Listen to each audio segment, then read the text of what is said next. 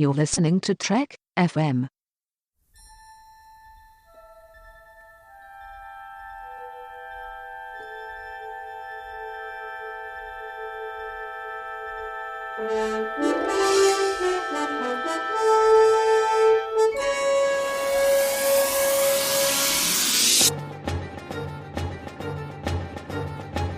Welcome to From There to Here, Trek FM's 50th Anniversary Rewatch project, where the hosts of the network get together and talk about all 729 episodes and movies in the Star Trek franchise for you, and we talk about them and we decide on whether they work or what's going on with them, if they got some issues, or if they're just plain fun. And we have got ourselves a new guest today. How's it going, Tristan? I am doing quite well. I'm excited to finally make my debut on From There to Here. How are you doing today? Good. I've been adding all these crazy subroutines to my personality, and I'm feeling really, really fine right now. Now, I just want to say that this is the first time that I've seen your background, like podcasting with you. And I just have to, I said this to you before we started the show, and I just got to say this to the listeners. I am so utterly impressed with the decor that you have behind you. Listeners, he has tons of amazing Star Trek plates, those collectible plates mounted beautifully on his wall, and I'm extremely jealous. I actually got a very good deal on them on a used Regina, it was called, and somebody's father had died and passed away, and they put them online, and they had just kept lowering the price, and I didn't notice them on there, and then I just went on one day and saw them on there, and I got all the Next Generation plates plus a few more little ones and a Deep Space Nine thing for like $70, and they were like, we just kept dropping the price, and nobody wanted to buy them, so I don't know, so I lucked out. I got a really good deal on a lot of them. That's one of my favorite parts of podcasting, is seeing everybody's background in their video feed to see what Star Trek decorations they have. If any. Yes, right on. Well, today we are talking about two wonderful episodes of Star Trek. We're doing Voyager's Darkling and Deep Space Nine's Dr. Bashir, I presume. And in the episode Darkling, the Doctor does a bad thing, and he starts messing with his program, and we all know that that's just going to lead to trouble. And after he changes all of his programming stuff, he turns into a murderous, evil Dr. Jekyll, and Kes falls in love with some guy. Yeah, this one, I've talked about this one a lot, actually, because on my Trek FM show, To the Journey, that I host with Charlynn Schmiedt, we tried to doctor this Doctor episode. Like, we tried to find a way to kind of bump it up, punch it up, and because I like the premise, I think it's a good premise, but there's a few things here and there that I felt, I don't know, kind of were lackluster. What did you think of this episode? I think this is one of those episodes where, on the surface, when you hear what the episode's about, you're like, oh, this is such a garbage episode. But then when you watch it, it's like, this episode's really good. And Robert Picardo, I think, is fantastic in the way that he acts, and he plays this evil version of himself. So every time I go to it, I really enjoy it, and I always dread going. There's a lot of episodes of Voyagers that I dread going to because they sound so cheesy. Like another one that I talked about a few days ago with another host was Innocence. And that's another one when I go to it and I'm just like, I don't want to watch this episode. It's the one with Tuvok and the kids. But then I watch it, I'm like, I really enjoy this episode. I like it a lot. And there's a lot of Voyager episodes like that. It's, I think that's the thing, is that a lot of people, and I run into this a lot because I host a Voyager show, where I feel like a lot of people don't give Voyager a fair shake, where maybe the first time they watched it, they didn't see the best ones, or, they saw some ones and like, like the Reddit and TV guy, they're like, oh, that's too cheesy for me. Like, I don't want, like, I'm, the days of TOS are over. But that's the thing, is that like so many of these, of Voyager's premise sounds cheesy, exactly like you said. But when you really delve deep and look at what's going on, you look at the acting, especially from Doctor and Janeway and Paris and everything like that, you realize, like, wow, there's some deeper stuff going on here. And this is definitely one of those things where this is Robert Picardo shining and doing some great things. But I think where it falters is the Kes and the space traveler storyline, where I think that's really where it kind of weighs the episode down. Yeah, these McHale's travelers they're weird, and what's going on the planet is just kind of irrelevant. It doesn't seem like it advances. It's just some other thing that they need that all of a sudden they need and can't get, and so they're going to trade with these people. And I don't know, that part of it doesn't work for me, but the shining part is definitely Robert Picardo for sure. Like that scene when he's in the beginning there, like right after the credits, and B'Elanna's in sickbay, and he's like laying down like right behind her, and he's like, "Has somebody been naughty?" Like, that was a genius line, and you know that they had to. There was no way that they couldn't just bust out into laughing, while recording that. So I wonder how many takes that actually took. And I did like. I love that they talked about how, B'Elanna gives that line of, like they say, a doctor who operates on himself has a fool for a patient. And I love that, even though like sometimes, depending on the situation, like B'Elanna is the go-to guy or Harry is the go-to guy whenever it comes to doctor breaking down and fixing things. And it was a lot of fun to see Socrates, Leonardo da Vinci, and T'Pau, and what was it, Lord Byron, I think was the other Lord one? Byron, yep. Gandhi, Socrates, da Vinci, T'Pau.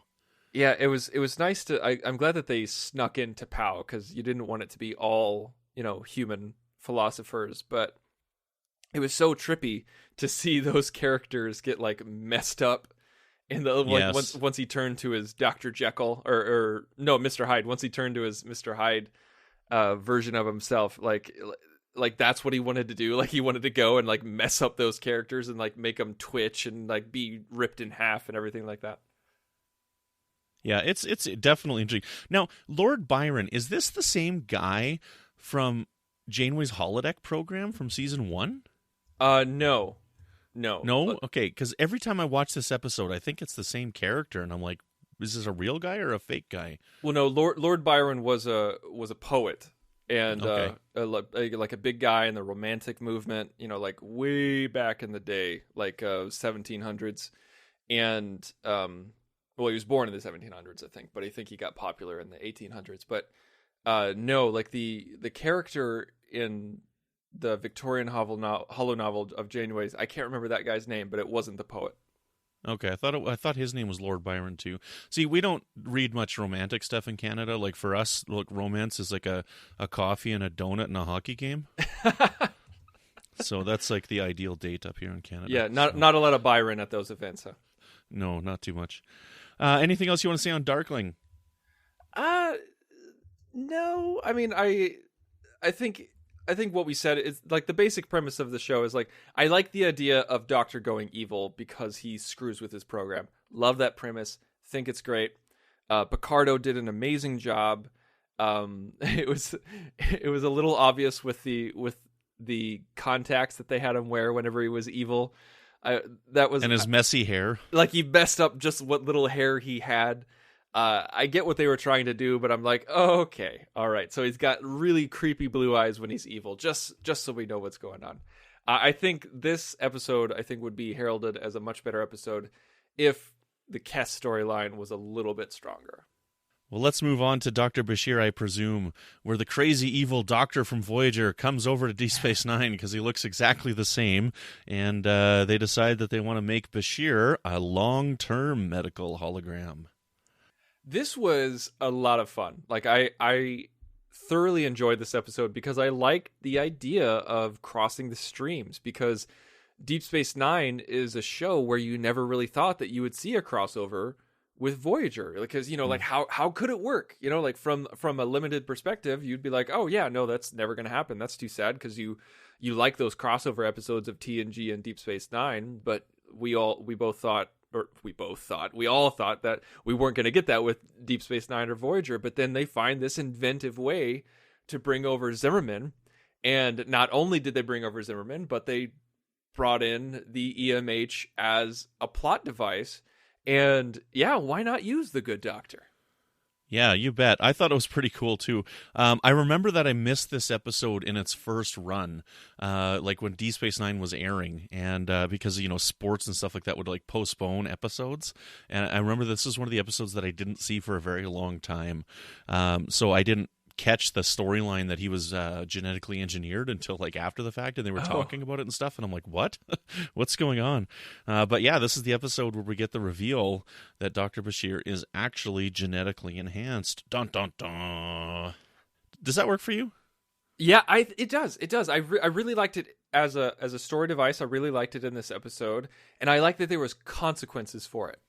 Where it wasn't just like, oh, well, it was so long ago. It's okay. You got a warning this time. No, his dad goes to prison. Like, his dad literally goes to prison because of what he did 30 years ago. Yeah. Or 20 some years ago. And I love the characters. I love the characters of the parents. They played perfect parents of a shining star who just embarrasses them and everything like that. And it also harkens back to Khan Noonien Singh and why the reason that's outlawed, and so that's a nice TOS callback. And the only thing that I didn't like, and this isn't about this episode, was just sometimes later on they kind of use his genetic engineering as a crutch, where every once in a while it's like, oh, well, we need to explain this away. Well, we wrote ourselves into a corner. It's because he's genetically engineered, like sometimes that'll happen a bit too much. So. But it still wasn't enough to dissuade me from thinking that this was a good idea. Yeah, I think it's a neat addition to the character. It fills him out a little bit. Retrospectively, there's a lot that doesn't work with it, with the way that Julian Bashir's character has been throughout the season up until now. But it is such a cool addition for this character, and it does harken back all the way back to season 1 of the original Star Trek, as you said with Khan. That it's a neat thing to add into this universe and connect it even more, because Deep Space Nine really truly is the sequel to the original Star Trek. There's so many times that it calls back to it. And we also got to see the that weird holo technology that kind of feels like Star Wars from that Rear Admiral when he comes in. When yes, they had that little what was that, like they had this little circle on the ground that would project a holographic version of an individual. Do you remember that thing for Sega, like the Sega Genesis, where it was this a circle attachment where you could stand in it, and if you moved your right arm, you would move your right arm in the Sega Genesis, and if you like kicked your left leg, it would kick your left leg in the video game. Every single time I watch this episode, I think that's what you think of. That's what I think of. I think of like this character's just really just playing a futuristic version of Sega. I think this is the last time that we see that. The first time was back in season 4 with I think it's To the Death or For the Cause. We didn't see it very much. I thought it was a really cool addition to Star Trek, and I wish we would have seen it more. And I don't know why they didn't do it.